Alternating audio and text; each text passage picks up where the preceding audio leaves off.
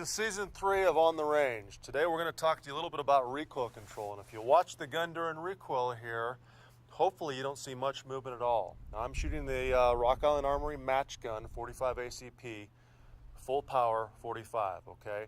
Not cheater ammo, not 9mm, not light competition loads. And if you watched how the gun recoiled and recovered, it should snap back in recovery very quickly.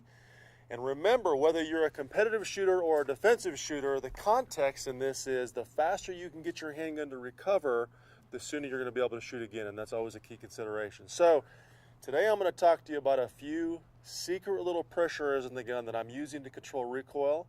They're all critical in nature, and once you start to shoot your Rock Island Armory gun a lot, if you start paying attention to what the sights are telling you, they're going to give you all of the information you need to control recoil itself.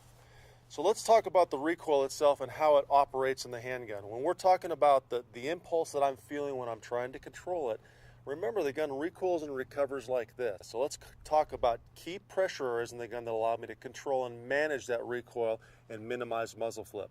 Number one, as we know, I've got an unloaded gun here, my strong hand has to be as high as possible on the back strap of the gun.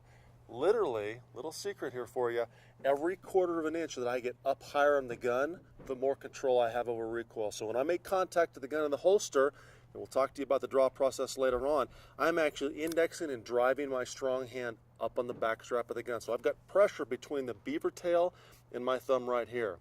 When I do that, I build pressure and I flag the thumb high. It's really important that I get the second hand on the gun high up on that grip as possible too. And remember, the higher on the grip my left hand is, the better off I am. Now, you're probably thinking, okay, Mike, a high strong hand grip and a high support hand grip, well, where do you actually feel pressure on the gun? Another secret, when I'm gripping the gun, I'm gripping it hard with my strong hand and harder with my support hand. And key pressure areas when I'm trying to control the gun are by applying as much pressure as possible on the back of the gun. Now think about that for a second. I can control the handgun with one of two means. Friction, which means I'm squeezing on the grip panels of the gun itself, or leverage. And if I apply leverage on the back of the gun, and that's the direction it's recoiling toward, I'm going to have a significant increase in recoil control. So when you watch the gun fire downrange, it's actually going to snap back on target very quickly each and every time.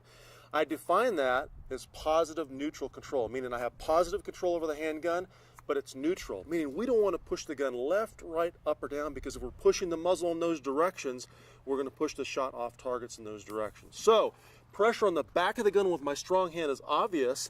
When I get my support hand up on the gun, I'm applying pressure by actually squeezing my palms together. I want to activate big dumb muscles to do that. So I'm actually feeling pressure between the palms of my hands and the back of the gun. The third secret I'm going to give you today is how to control that pressure. Think about this as a vise. And if this vise were locked down to a bench, if I didn't have the vise mounted securely to a bench, I could crank a piece of metal down the vise all I want, but it's not secure. So to control the vise, I actually need to lock my wrist tendons and keep my elbow tendons locked. Now, I don't want to have my arms hyperextended, because then the recoil can only travel straight up. I want to have a slight bend in my arms.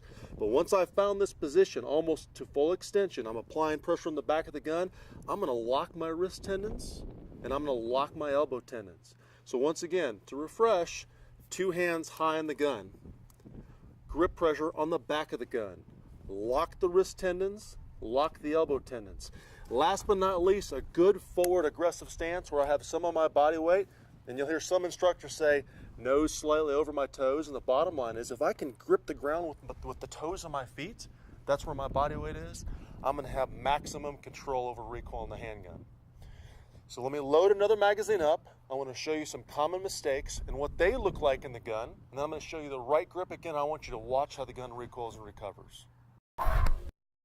Okay, so I've loaded the handgun back up. Once again, this is a Rock Island Armory match gun with 45 ACP. This is 230 grain ball, full power ammo, actually probably considerably more powerful than the match ammo I might shoot in my limited gun. So this is actually going to cause more recoil just so you can see what's going on with a gun. Now, what I want you to do is I want you to watch the gun here. So I'm going to fire a shot, and I want you to watch how the gun recoils and recovers. This should flip a lot, so let's watch how this happens.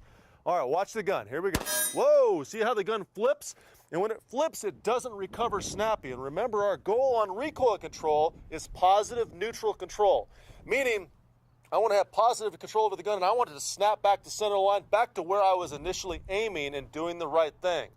Now, vice versa, I'm going to grab the gun this time. I'm going to make sure my nose is over my toes, so I've got an aggressive forward stance.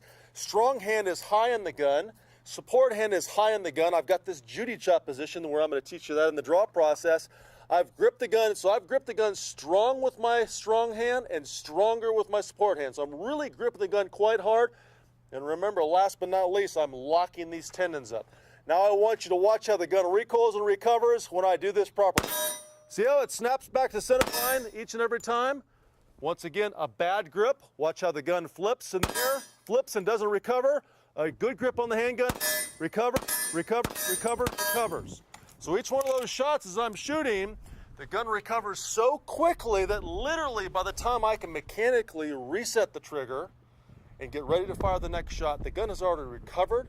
The front sight is where it needs to be, and I'm firing, that A zone on the IPSC type target or a combat effective hits if you're a defensive shooter as quickly as I possibly can. So in summary, when you're gripping your handgun, grip it hard and harder, lock your wrist tendons, make sure you work on getting the proper leverage against the gun, and put all these things together to form a positive, neutral grip on the handgun so you can fire as fast as you can and as accurately as you can. Next on the range, I'm going to show you how to manage that trigger, manage the sights, and see what you need to see to get your hits down range.